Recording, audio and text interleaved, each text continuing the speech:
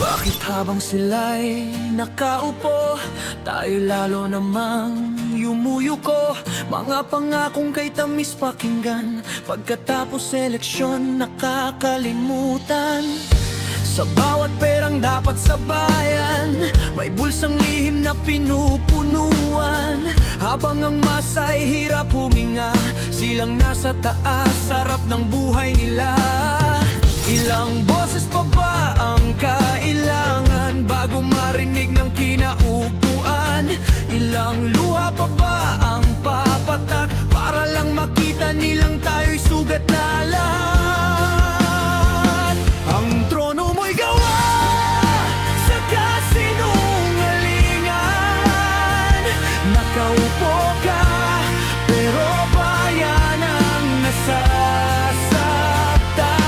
Habang ikaw ay payapang natutulog, may batang gutom, ang luhay umaabay. Hindi namin kailangan ng magaling magsalita, kung ang puso na may wala para sa masa. Darating din ang araw ng katotohanan, babagsak din ang trono ng kasakiman. Mga kalsadang di matapos-tapos, pondong nawawala parang bulat usok. Pirma dito, pirma doon, pero ang hirap nandito pa rin hanggang ngayon. Ginawang negosyo ang serbisyo, ginawang personal ang gobyerno, at bawat reklamong sinisigaw, tinatahimik ng pera at impluwensya raw. Hanggang kailan kami magtitiis sa sistemang paulit-ulit, habang ang bayan ay unti-unting namamatay sa mga taong walang pakialam sa tunay na buhay? Ang trono mo'y gawa sa kasinungalingan. Nakaupo ka pero bayan ang nasasaktan. Habang ikaw ay payapang natutulog, may batang gutom, ang luhay umaabay.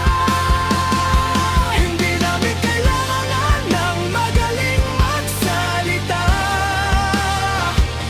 kung ang puso na may wala para sa masa.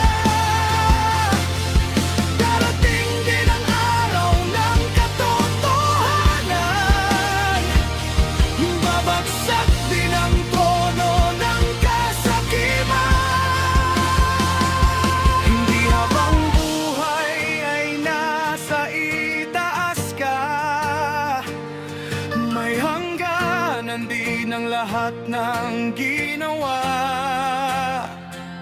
Kapag ang taong bayan nang tumayo, walang trono ang di magigiba rito.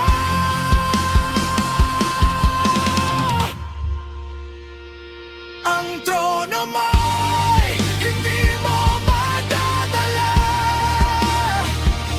kapag hustisya nang kumatok sa pinto mo bigla.